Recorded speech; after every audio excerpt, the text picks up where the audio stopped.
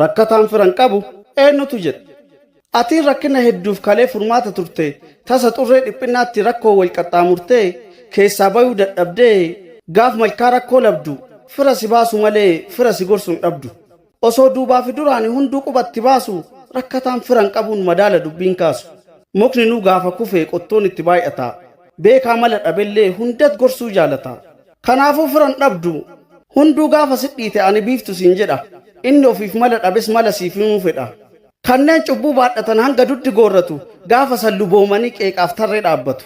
Yakkamaan qulqullaa'ee yakka kan kee laakkayaa hamataan rajaa xuuxaa waa'ee kan kee haasa'a.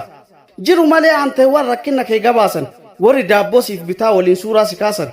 Baay'ee firri gaaf kuftee ceekurra si dhaabbatu hedduu kan kufa keetiin beekamtii barbaaddatu. Kanaafuu hin yaadda'in ba'aa rakkinnaa waliin gaafa gufattee cabdu kan siif yaadu yoo dhabdesi kan si yaadatu hin dhabdu.